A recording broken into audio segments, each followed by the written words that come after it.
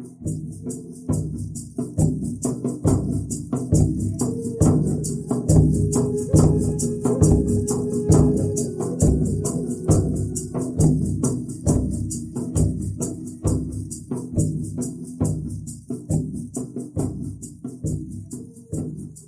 like snow.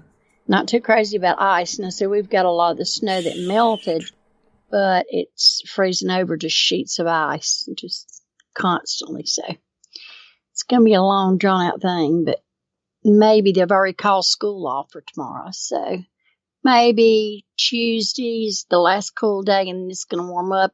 And by the weekend, it's going to be 67 degrees. Only in the South. Only in the South do you go from 8 degrees to 67 degrees in just a matter of days. Or hours, really. Yeah, you have a 1 week winter. Yeah. And then it's back.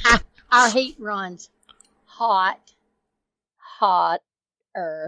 hottest, screaming hot. Yeah. And we never have it. Yeah, that's right. So how's everyone in the chat room? We got a whole pile of people in there, Gigi's Boo. It looks like. See them. Yeah, Beth and Bremner and Moosegirl and Kate and Trust No One and Chloe and Graham and Ibidon C and Java Doctor and Wanatako and Paul and P. Bunyan. Robworks, Asmo, Hal's here behind the woodshed. Chal Sudani, Dakota, Guest. Hello, Guest. Yehovah, Kozu, Meisterbrow, Mbot. A new name, Nensan Dubois. North Forest, Rain, Sock Puppet, Ville, as in Cruella de Ville, maybe. Zen Guy and Phantom, thanks for coming. We certainly appreciate you checking in. Yeah, Hal, permafrost. We had permafrost at home back at one time. But anyway, I do have a couple things to cover. Didn't get to cover the fact last week that actually, Adrian, Suspect Sky, released the end of the year UFO compendium that we got put together and put up. If you haven't seen that, go to Suspect Sky's YouTube page. You can check it out, see what kind of neat stuff is there. I personally, he put it all together. He did the editing work on that one and the sound, the music. And I think he really knocked it out of the park, so you need to check that out. Also, I've just finished producing 2 parts of a multi-part documentary that's going to address the issue of fake news, but it's going to look at it from a maybe a higher elevation, so to speak. And it's called Reality, True or False. Reality, True or False. So I'll be looking for a part 1 anyway to come out pretty soon, maybe this week. And as Adrian reviews it, and we make some adjustments as it goes along. So we're really looking forward to getting that out. Anyhow, Gigi's Boo, you got some. You picked out some mysteries to talk about this week, and I think they're pretty cool. Well, how it really started is Gary and I were laying and talking, and we were trying to think of something to do this week, and it seems like we always go back to the strange, the abnormal, the paranormal, things like that. But we were talking about my desire to collect costume jewelry and my connection with the early 1900s, late 1800s, early 1900s on up, collected all the way up to the 1950s, late 50s. And some of it is quite expensive now from everything that I have collected through the years. And it's beautiful. I inherited a lot of my grandmother's. I added 2, then I inherited a lot of my great-grandmother's stuff. So it's just really, really, we were talking about, and Gary gets tickled because I told him, I said, oh, I could have been one of those women in the early 1900s. The only thing I wouldn't have liked, or late 1800s, is I wouldn't have liked a corset. I said, if you think about it, men really didn't know what they were getting because they had them corseted up and the whole 9 yards. And I told him many a time, if I had been born in the South when the ladies wore all the long dresses, the corsets, the petticoats and everything, they would have had to put some wheels like on those car things that you slide under to work on the cars. And they would have had to put somebody up under my dress doing some fanning because I can't stand hot weather. Hot weather and I don't get along at all. So I could have never wore those type clothes. Now, the 1900s, I would have done okay. I would have liked it all right. But anyway, from that conversation, we led over to, let's see what we can find. So in doing that, we found numerous things that we were kind of interested in that came along that even led to the strange and then the mysterious. And then we even got into some freaky stuff. So that's what our show's going to be tonight, but it all based around our collections. We first thought we might do a show and talk about everybody in the chat room. Do you collect anything? If you do, what is it that you collect? Would you like to share it with us? And Gary's a time man. He likes timepieces. That's one of the things he likes. He likes to fiddle with pocket watches and clocks and things of that sort. And so he gets gifted with a lot of timepieces from different eras when I can find it. So that's how we came upon the show tonight. Now you take it away, Gary. Okay, I was just going to say, I think it's interesting. Something you mentioned is the concept of being attracted to something from an earlier age. Mm-hmm. That fascinates me because, well, we hear people who talk about previous lives, reincarnation, those sorts of things. And many people think that the reason that we're attracted to certain articles that may be of the past or periods of the past or events of the past is because that we had a previous life during that period. What are your thoughts on that? Well, I kind of take it to another step. I call it genetic memory. And what I'm believing that is they've proven that even water has memory. And I think that we're given, you believe more in past lives where I don't, but I believe that my great grandmother was German. And I think from her, the genes came down from my love of finer things like the cut glass, crystal, the silver service tea sets, the big hats. I'd like to see ladies wear big hats again and be glamorous. We've let a lot of our glamour go. So I call it genetic memory because I get a lot of genetic memory from my Indian side too. So, yeah, that's it. But we both have found that we're very comfortable in the woods. Gary and I both are very comfortable in the woods. We like snow, and I'll let him take it from there. Yeah, I was talking about this last night, or we were, about one of the things, and this has been consistent throughout my life, and from my earliest memory, I was very fascinated with being out in the woods, in the snow, wearing heavy wool coat. And I was also very fascinated with German Army memorabilia from the World War II period. So I don't know. I have this. It's beyond just a passing interest. It's something that's always been there, and there was something just slightly beyond my conscious memory that all this was related to. So yeah, you could be right on that genetic memory thing too, because it's it's a similar function, except it's more, I guess, more of a scientifically addressable one. What are your thoughts? Yeah, you'd be right. I'm not saying that past lives don't happen. I've always been with the time travel. The funny thing is, I've never wanted to go to the future too much.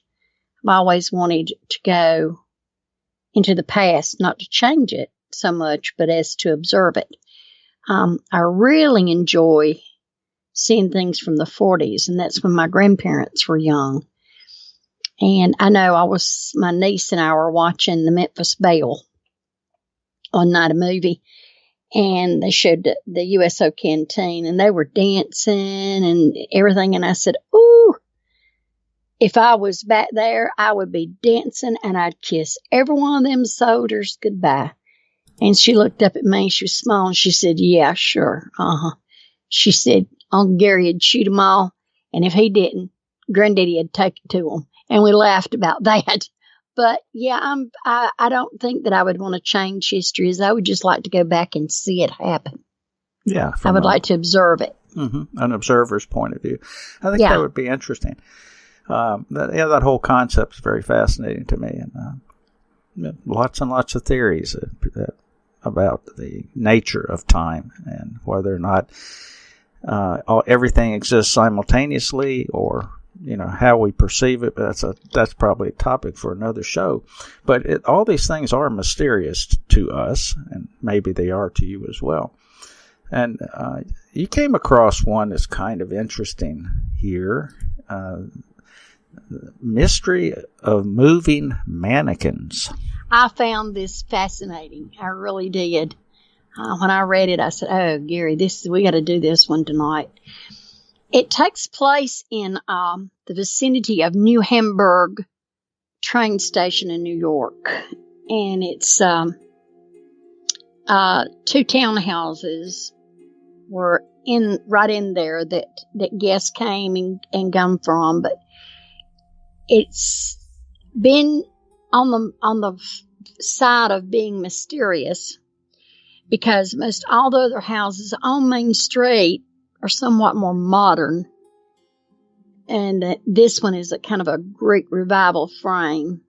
And the house belonged to John Lawson, and he built it in 1845, and it is one of the only surviving structures on the block from the 1877 fire. And on the day that the first 4 of the photographs that I'm looking at were taken, 2 or 3 of the mannequins were facing an abandoned building that was down the road. And it's well known to be the only other surviving historical house on the block. And the other mannequin was facing the Hudson River, which was to the west.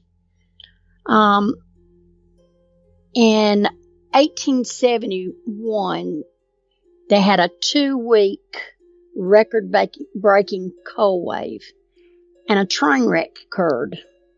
And when that wreck occurred, 22 people were killed less than 200 feet from the house. And they say that right after that, strange things began to happen in the neighborhood, but later mannequins appeared. Some people called them dolls, but they were lifelike. And there's a lot of objects that come with them. Sometimes they'll sit on the porch dressed in maybe early 1900s attire with the big hats and the long gloves. And then you might see them the next day. They might be dressed in 1940s, 1950s looks. And they're always holding something. And one mannequin was holding a book, and it was open. She had on gloves and looked maybe 1950-ish. And the book was on child care and birth. And sometimes you'll find milk cartons or dishes filled with potpourri. And it kind of changes locations from one day to the other, as do the mannequins. They're not always sitting at the same place. Sometimes they're standing up. And you might see a slingshot hanging from the ceiling, an empty bird cage beside them, white stool, or a box containing a brush and a small white towel. The neighbors don't seem to know anything about the current owners of the house, which is one of 6 properties on the block known as Main Street Historic District. But at night, a kitchen light can be seen through the drape covering the front door, and a vegetable garden is kept in the backyard. On rainy days, the dolls disappear into the quarters, and the house is paint peeled and in need of some repair. They say that the house and the guests can be described, if nothing else, as a curiosity. And I found it very interesting that this house would be like this.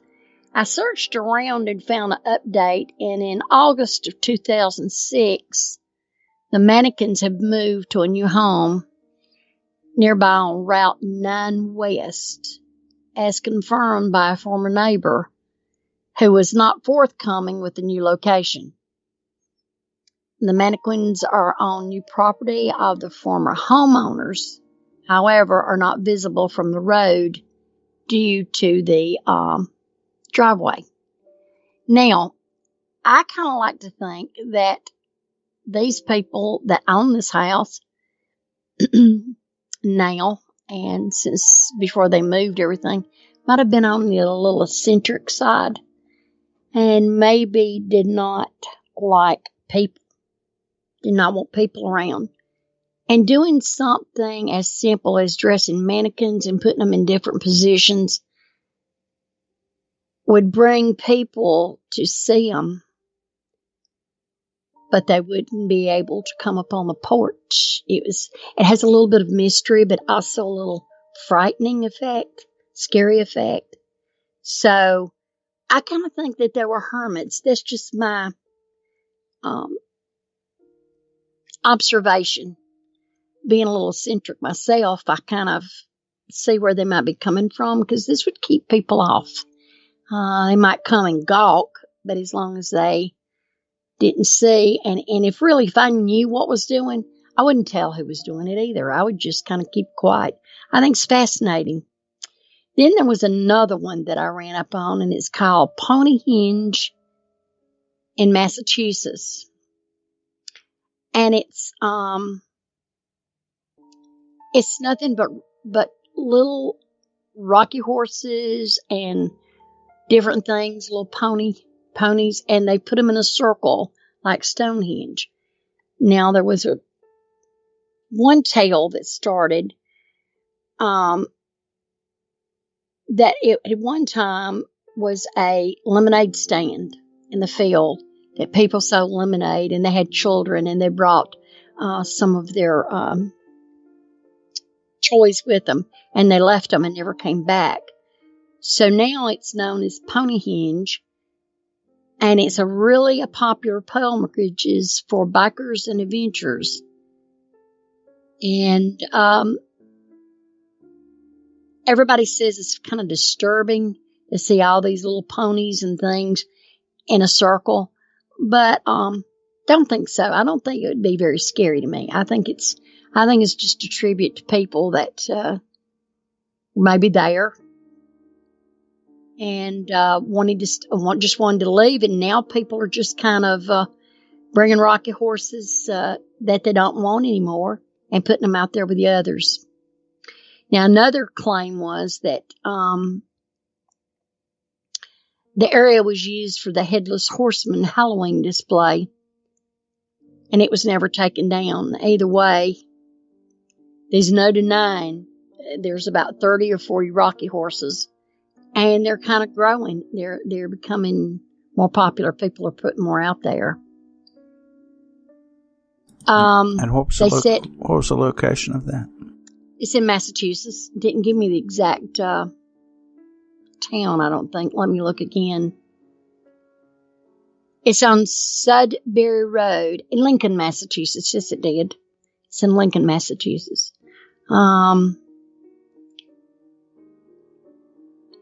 Another mystery about this, though, and here comes the mystery part, that people really don't know where all these horses come from. but they're constantly moving around and nobody knows how or why. Sometimes they're arranged like Stonehenge, their namesake. Other times they're arranged in a circle, like they've been on the world's creepiest carousel, it says. And the weekend of the Kentucky Derby, they were lined up, ready to race. It says that sometimes these decaying toys have tea parties in the field. Most of the time, though, they just randomly scattered about. And sometimes they even have Christmas lights during the holidays. I thought that was really, really something. Yeah, that's like really interesting.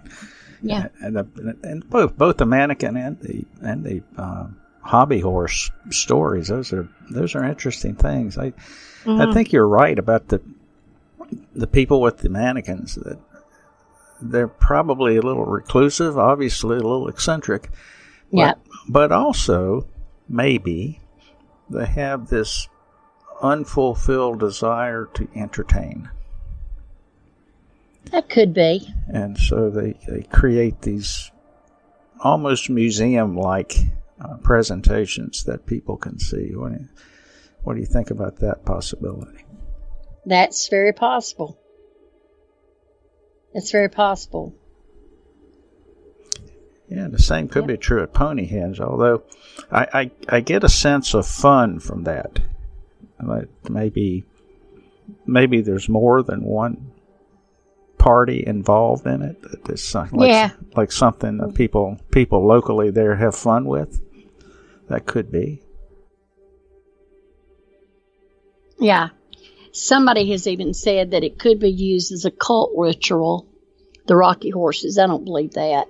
That sounds. People are always trying to find evil and everything. Right. So. Yeah, evil rocking horses. Yeah, okay. A satanic rocking horse. Yeah. That's a little. Yeah. That kind of stretches the imagination a bit.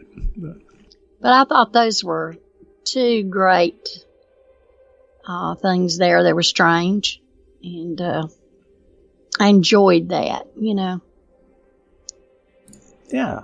And then you can go on to some really strange freak show stuff, Yeah, but let's talk about okay, the woman who looked like a mannequin that showed up at the hospital.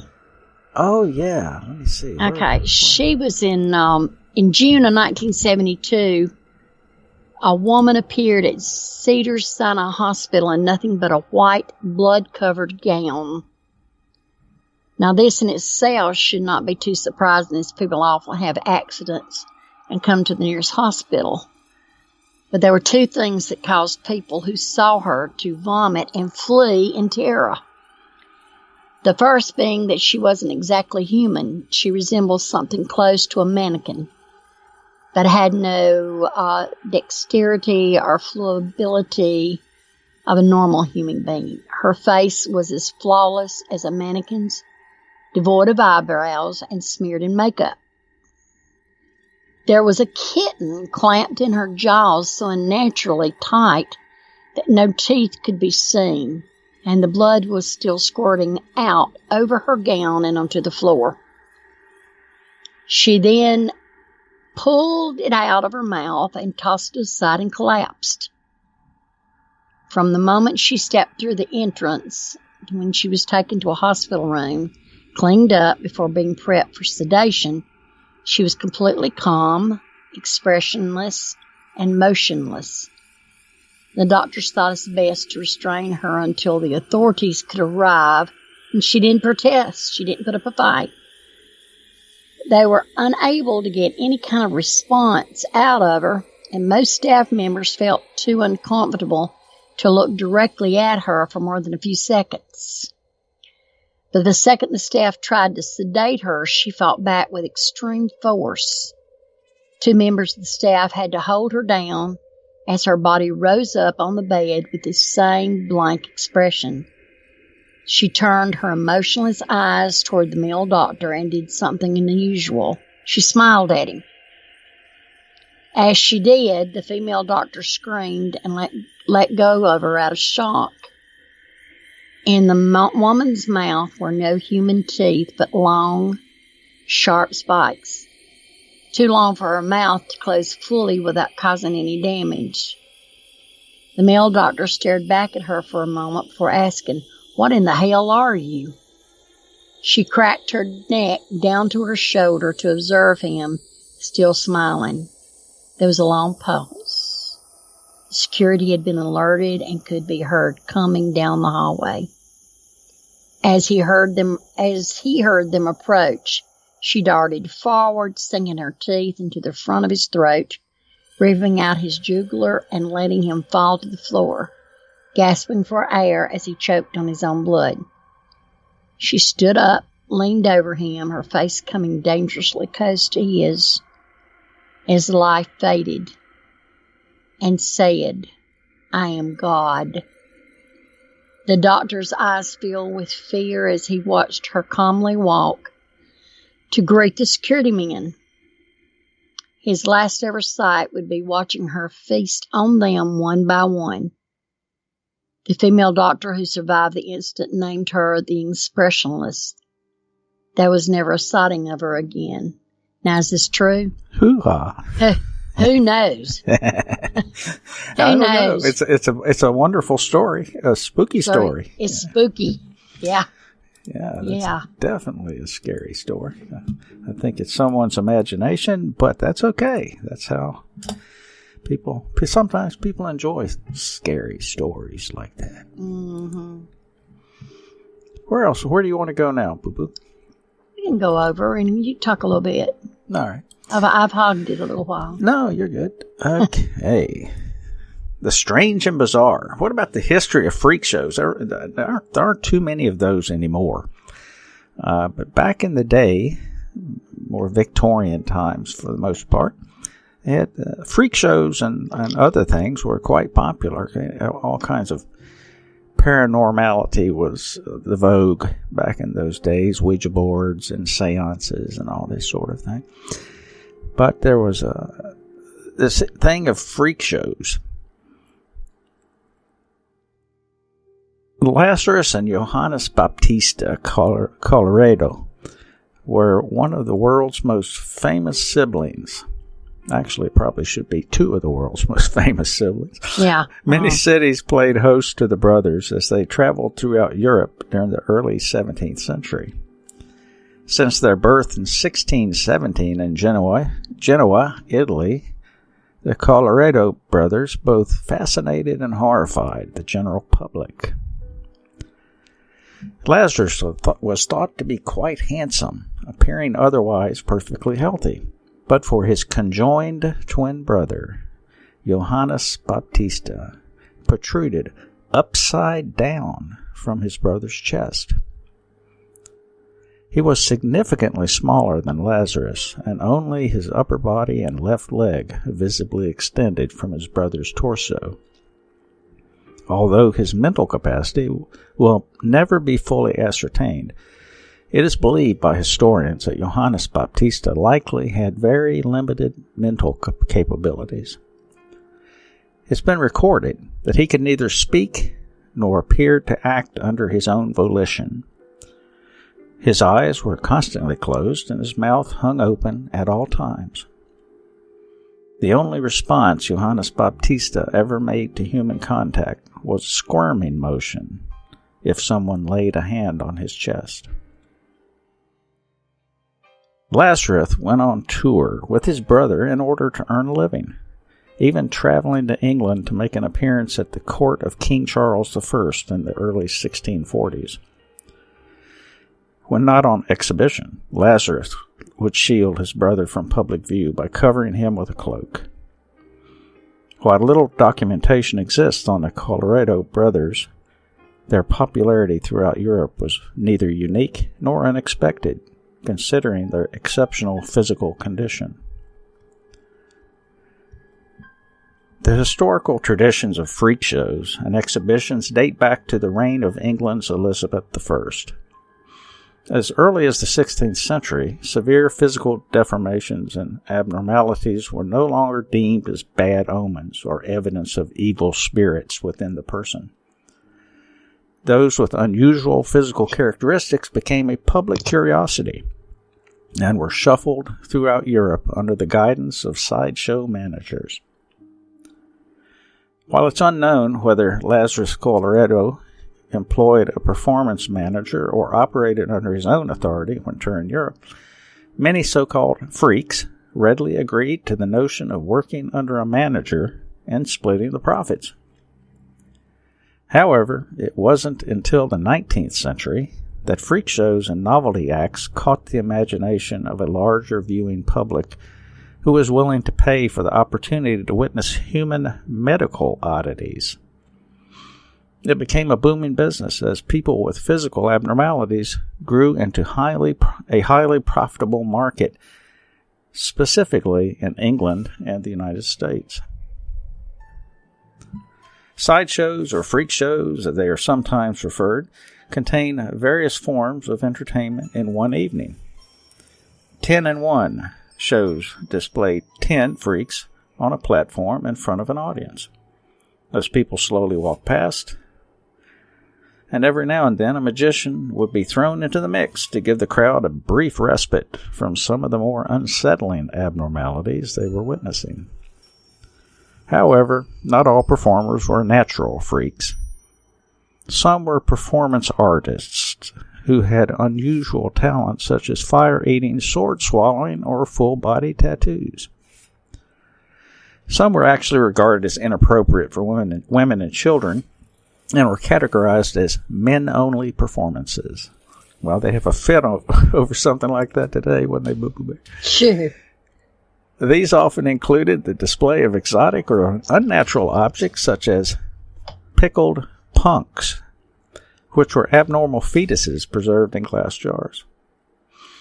The Piccadilly Egyptian Hall, for example, was home to a British naturalist and antiquarian, William Bullock's array of curiosities from around the world, which were on display in the early 19th century. But along comes P.T. Barnum.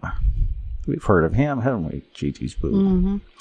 In 1844, American circus pioneer and entertainment business manager P.T. Barnum traveled to England with his latest sensation, Tom Thumb.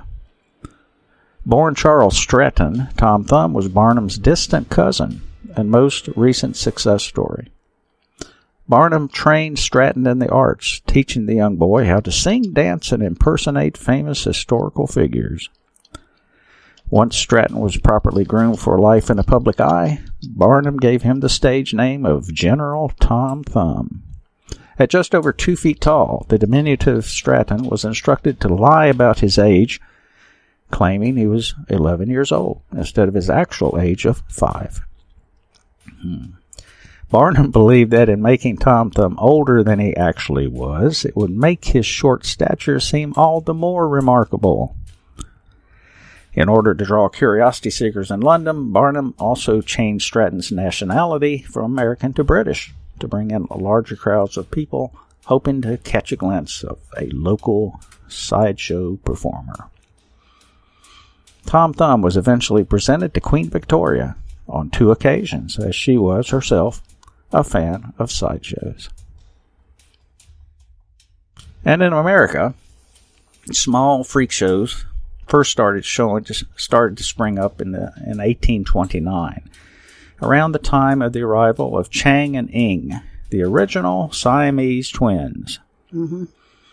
As American sideshows began hitting its stride in the 1840s, English versions gained similar popularity. The Victorian era is often viewed as the heyday of the freak show. It was an age of scientific and medical advancements, and consequently, the public was naturally curious about unexplained oddities. Freak shows were staged at both entertainment and scientific venues, drawing everyone from young children to the seasoned medical professionals. With the growth of industrialization in large English cities came rapid imperial expansion and the discovery of exotic people. Families left the countryside for the city, seeking job opportunities brought about by the countless mills and workhouses that were springing up throughout the nation. Men, women, and children were all put to work, making London the greatest and most profitable industrial city in Europe.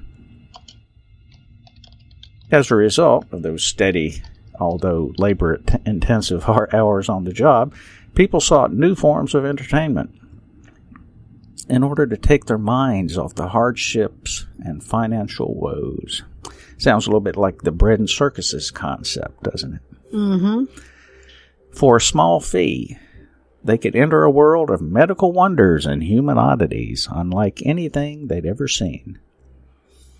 In an age when scientific reasoning started overshadowing traditional religious values, and medicinal advancements claimed stories of miraculous and life-saving surgeries, freak shows introduced the average layman to medicine and science, while enthralling them with tales of exotic locales and mysterious people discovered via colonial expansion.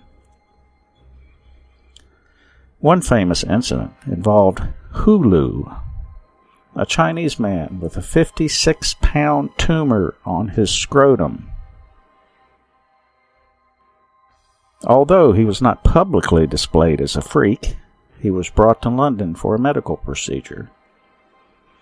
When people got word of Hulu's arrival, crowds swarmed to the operating theater in Guy's Hospital to witness the medical wonder.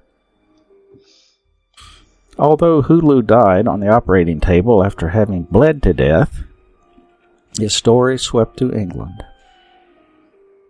Historian Megan Kennedy, arguing in her essay, Poor Hulu, Sentiment, Stoicism, and the Grotesque in British Imperial Medicine, that as a medical oddity, Hulu came to symbolize both the limits of Western medicine while also representing the recovery or acceptance of the patient or freak through empathy from a large audience.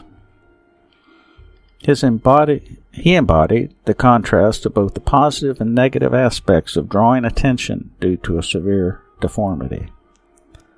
A man like Hulu provoked discussion among those who perhaps knew very little about medicine, science, or exotic Oriental ideologies in understanding such severe medical anomalies. Although not a sideshow performer, Hulu's medical predicament was just the sort of freakery gaining popularity in the mid-19th century. I think I'll stop right there with that. Okay, let me tell you something about P.T. Barnum. Go ahead. He was the master showman, and he had the big museum that he opened up to let everybody in. And people were so enthralled with everything that he had that they just could not believe it, and so they were anxious for more. And he had a sign up that said, "This way to the egress," which meant the exit, but they didn't know the word. And that's how he got them to move on out. Instead of, lollygagging, as they call it. And so he was really good. But you were talking about the conjoined twins. The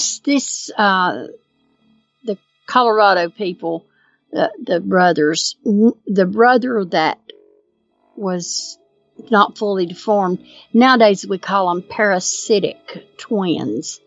There was a case over in one of the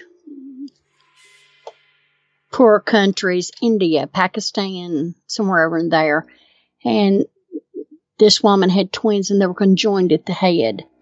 And the parasitic twin had developed a head and part of the upper torso. That's it. No arms, anything. No stomach. It salivated. It could blink its eyes, but it didn't follow eye movement. You couldn't get it to follow eye movement. But it did have a sucking sensation. And they had to make the decision to separate them because the parasitic twin was killing the one normal child because the heart, it was taking too much blood to pump the other head and part body, and so they had to separate it. And the minute they separated it, of course, the twin died. The parasitic twin died. There was another case of conjoined twins and they are next to the oldest conjoined twins still living. They're Ronnie and Donnie Gaylor, or Galen, I believe. They're joined at the chest, and they have 2 arms and 2 legs and 2 hearts, but they share intestinal organs and reproductive organs. And they were with, I had a chance to meet these fellas. They were at a carnival, and one of them got sick, and they had to get him to a doctor. But anyway, to make a long story short, they made a lot of money for their family. And the family, of course, was poor. They had other children. But they made so much money that when they quit touring with the sideshow or the carnivals, they had enough cash to build a house. And so they built a house for themselves, both of them, with their brother and his wife living with them. But the house was built with specifications just for them, like the showers, the baths, the bedrooms, the doors. And they walked.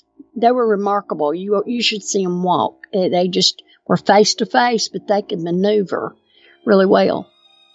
And they were asked if one became sick and was dying, did they want to be separated? And before they could ever get it out, they said no.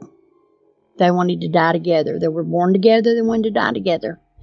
There's another set that pretty popular that you see around now a lot, that do a lot of interviews, is Lori and Dory. I can't remember their last name, but they're conjoined at the head. And one of the sisters works, and the other one just sits on a stool and reads. And the one that reads a lot, she likes to go out and listen to country music and dance. So they go dance to country music. And they have a real good relationship. And they were asked the same thing. If one was dying, did the other one want to be separated? And they said no. That they had always been together and they didn't want to be separated.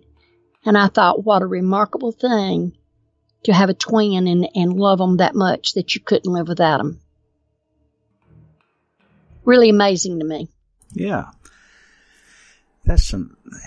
Yeah, we had some interesting history, and so much of it's glossed over, or possibly not really that great an interest to many people, but perhaps there are a few people out there who find this sort of thing interesting. Let's see here. Yeah, we got 15 minutes left. How about some of the museums, Boo Boo Bear?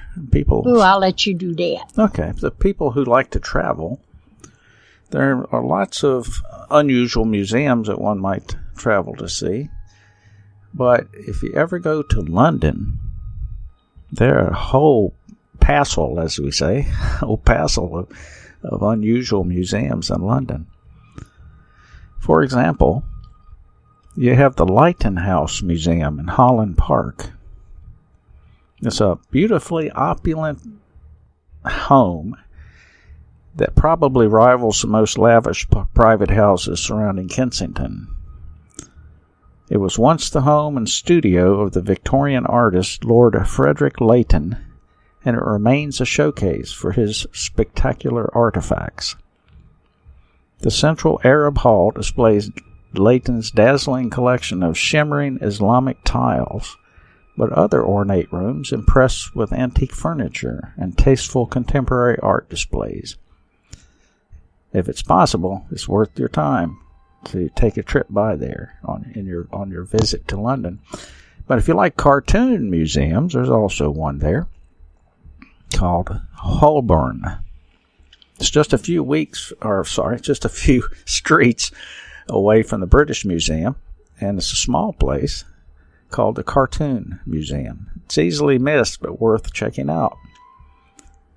It's there to preserve and promote British cartoon art, comic art, and caricature with a collection that dates from the 18th century to the present day. People of all ages will discover cartoons that tickle their fancy or spark childhood memories. Features such as the Bash Street Kids, Billy the Whiz, and Dennis the Menace are shown alongside rarer and more politically minded works. If you think if it merits further examination, make sure you check out that place. An old operating theater. Now, that G.D.'s book, I think that would be fun. In the 1800s. Which one's that? I'm sorry. No, I was saying the old operating theater in London. That could be fun. I'd like to see that. Yeah, in the 1800s, the old operating theater was used as an operating space for the deathly sick interned at St. Thomas's Hospital. In those times, medical equipment was primitive and effective anesthesia unavailable, so invasive surgeries such as amputations were terrifying ordeals for patients. Although a skilled surgeon could perform the procedure in under a minute, novices would sometimes hack and chisel at mangled limbs for much longer. Staff talks on the theater bring the innocuous wood-paneled space to gruesome life, so it's worth timing your visit to coincide with one. The adjacent Herb Garrett exhibition space has complimentary medical displays. That sounds like a pretty hair-raising place, doesn't it, Boo Bear? But that thing's haunted. It's hard to tell. But you can always go by the vault at the Hard Rock Cafe on Park Lane. There are lots and lots of unique restaurants in London. However, if you must, you can stand in line for a table at the Hard Rock Cafe. However, if you're a music memorabilia fan, like many people here in this chat room, you might appreciate the vault.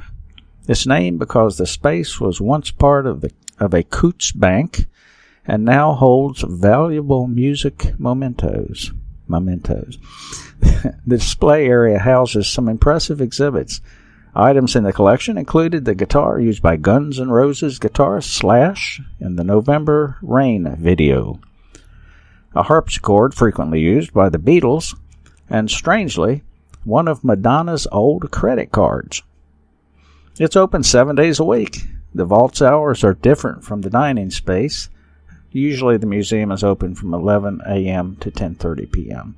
And admission is free. So you can go by the Hard Rock Cafe, grab a bite to eat, and check out some very interesting collectible musical things. Toy museums. You'd like that, wouldn't you, Gigi's Boo? Oh, yeah. Pollock's Toy Museum, Fitzrovia, part of London.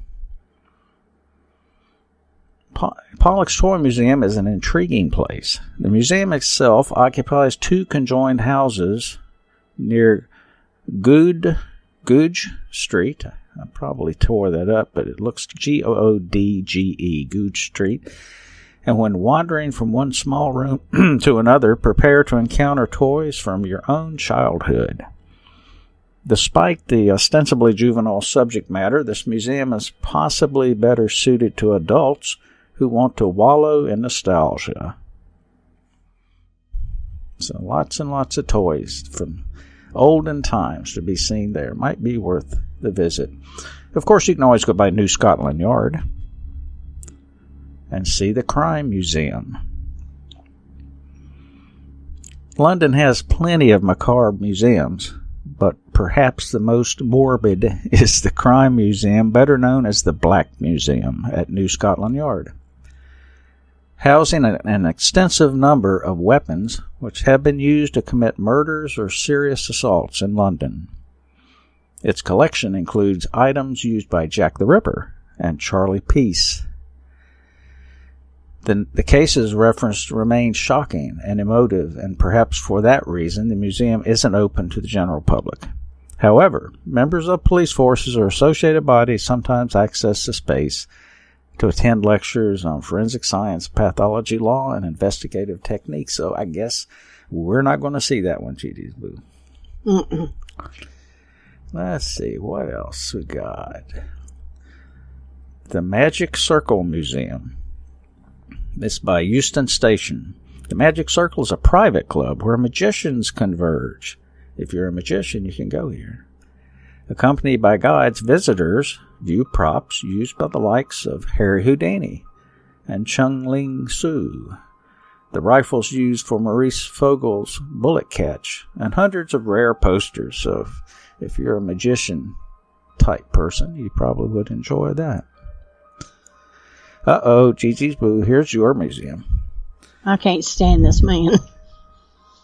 What man? Fraud. Sigmund Freud. Oh, no, I was talking. I'll skip that. Okay. The London Sewing Machine Museum. I'd like to see that. That's yes. what I said. This is your place. Part of the Wimbledon Sewing Machine Company.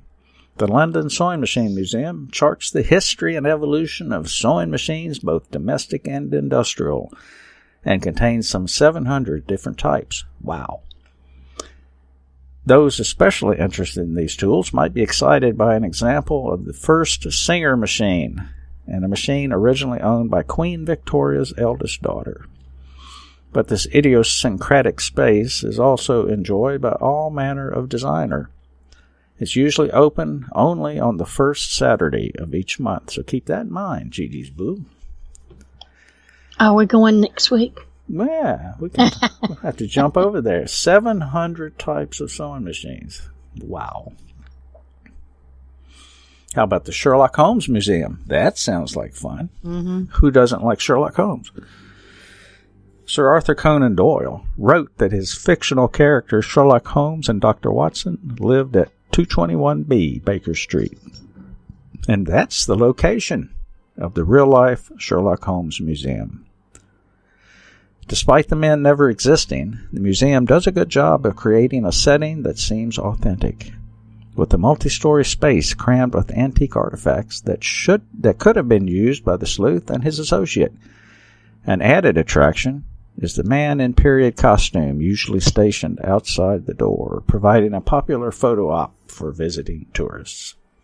Yeah, we could check that out, couldn't we, Gigi's Boo? Mm-hmm. Scroll on down there and see which one you like. We got 5 minutes. Oh, I'd like to see the Royal London Museum, the hospital. The one at Whitechapel. Yeah, Whitechapel, within the Royal London Hospital. The Royal London Museum documents the history of the hospital and the most notable cases treated there.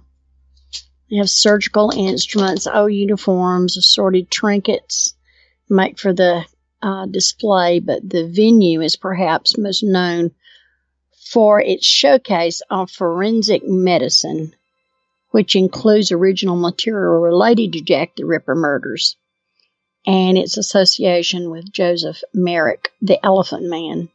He spent the last 4 years of his life in a specially adapted room within the hospital, and some of his personal effects, including his hat, veil, and cardboard church, remain on show.